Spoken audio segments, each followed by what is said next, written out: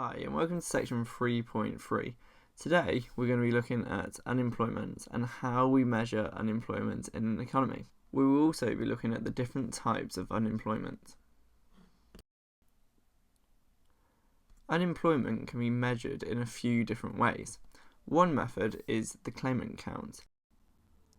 The Claimant Count is the number of individuals claiming unemployment benefits whilst they are seeking work. It is reported each month and comes out as a percentage. The figures are seasonally adjusted to take into account predictable seasonal changes in the demand for labour. Here we have some data for unemployment as measured through the Claimant Count. The data runs from 1971 to 2016. At the beginning of the period, unemployment was around 4%. It then rose slightly and then rose quite a lot during the 1980s to reach a peak at around 12% in 1984. Unemployment then fell gradually and then increased during the financial crisis of 2007-8, and now we can see that unemployment, according to the Claimant Count, is just under 5%. Another way of measuring unemployment is to use the Labour Force Survey's definition of unemployment. They define the unemployment rate as the proportion of economically active people aged over 16 and below the retirement age who are out of work and seeking work. The unemployment rate, according to the ONS, who produced the Labour Force Survey, includes those people who claim job seekers allowance / unemployment benefits and those who choose not to claim unemployment benefits and are looking for work.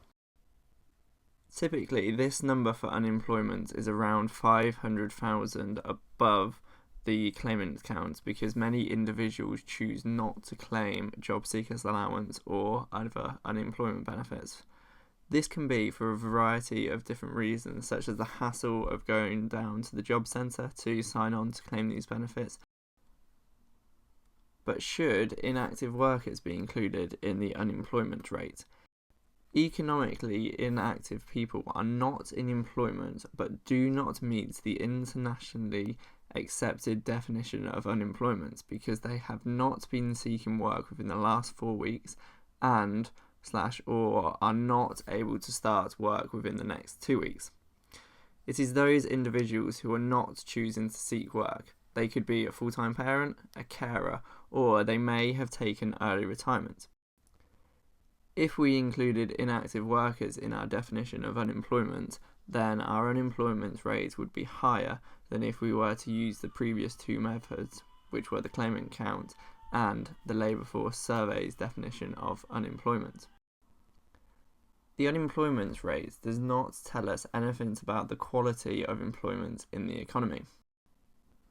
For example, we could have a very low unemployment rate, but the quality of employment in that economy could be very low, leading to individuals being underemployed. The Labour Force Survey defines an individual as being employed if they have completed at least 1 hour of work in the period that is being measured, or if they are temporarily away from their job due to a holiday. But should completing 1 hour of work count as that individual being employed? One could argue that completing 1 hour should not count as being employed because it is unlikely that you'll be able to live off just completing 1 hour work in the period that is being measured. Since the financial crisis, there has been a sharp increase in the number of individuals who are on 0-hour contracts. Furthermore, there has been an increase in the number of individuals who are working part-time but wish to actually be working full-time. This means that there has been an increase in the number of individuals who are underemployed in the economy. So when coming across unemployment rates in economics, you need to look at how unemployment has been defined. Within the brand of unemployment, there are various subtypes of unemployment. There are 4 that are needed to know for AS economics. These unemployment types are seasonal, frictional, structural, and cyclical. The first type of unemployment is seasonal unemployment. During different seasons, there is a different level of demand for different types of employment in an economy. For example, in the summer, there is an increase in demand for harvesters and employees in tourist-related industries. Whereas in the lead up to Christmas, there is an increase in retail work, delivery work, and those working in the hospitality industry. For example, if you were a professional Santa, you would have a lot of work in the lead up to Christmas, but you will be unemployed for the other months of the year, from January to, let's say, October sort of time. This would count as seasonal unemployment. The next type of unemployment is frictional unemployment. This is when workers are in between jobs. Let's suppose that a worker was made redundant from their job. It would take a while for this individual to find a new job, as they would have to search for a job that's suitable, apply for that job, go through interviews and pass any checks which the employer wants them to pass, and then start the job. The time it takes from this individual leaving one company and starting working at another company is known as frictional unemployment. The length of frictional unemployment might increase due to workers choosing to hold out for a job that is more suitable for them or pays them more money. The next type of unemployment is structural unemployment. This is when a whole sector or industry goes into decline and causes mass unemployment in an area or an economy. This is because there is a mismatch in the skills of the individuals who have just been made unemployed and the skills that firms desire, or there are not enough jobs available to cover the amount of individuals who have just been made unemployed. The final type of unemployment that is needed to be known for AS is cyclical unemployment. This is unemployment that is associated with the economic cycle, or the business cycle. Employment is pro-cyclical, meaning that if an economy grows, employment also grows. Unemployment is counter-cyclical.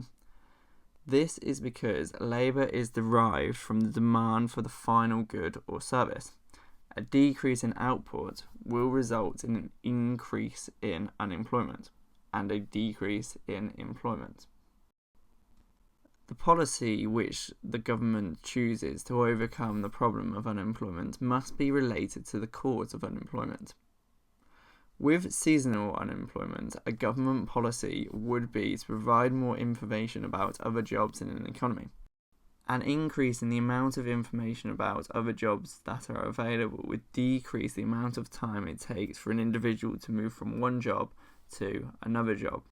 So when the seasonal job ends, such as picking fruit and vegetables, the individual would be able to access information on other jobs available in their area and quickly apply and move to start working in that area. Frictional unemployment can also be overcome by increasing the amount of information available for new jobs. This again allows an individual to obtain a new job quicker. Structural unemployment can be overcome by training and retraining. If you enhance the existing skills or add new skills to workers, it makes these individuals become more employable. The training and retraining would focus on the skill shortages that they have in that location.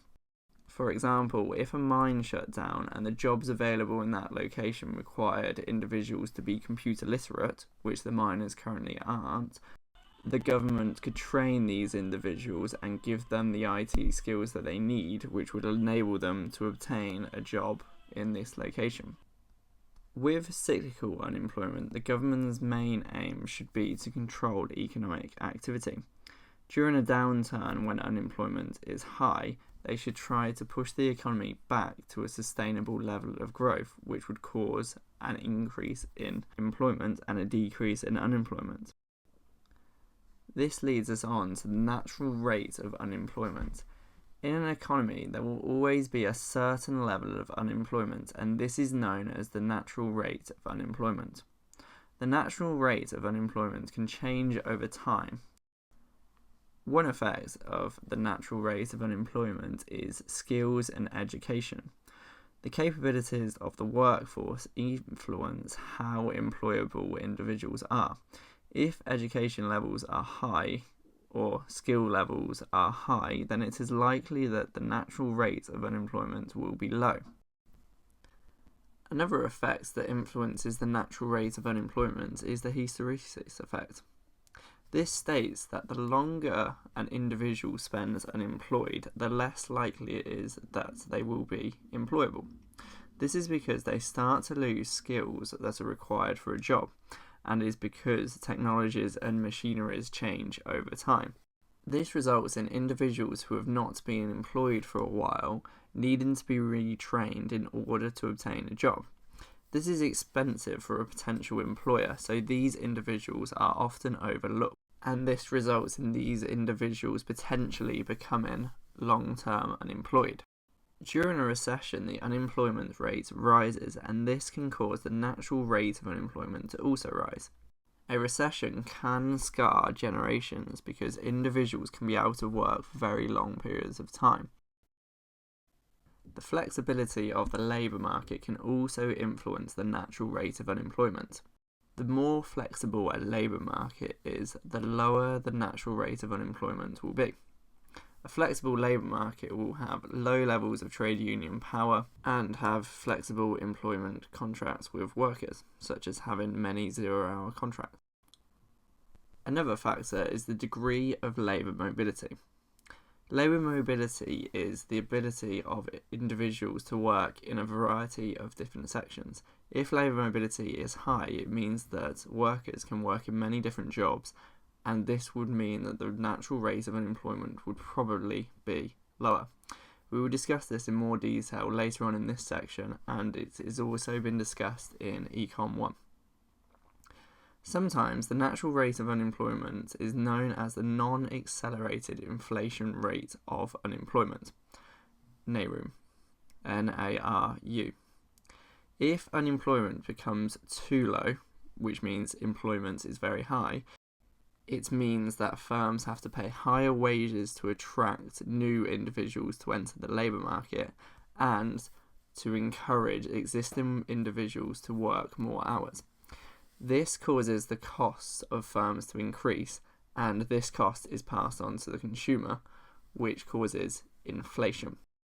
The NARU is the rate of unemployment that does not accelerate the inflation rate.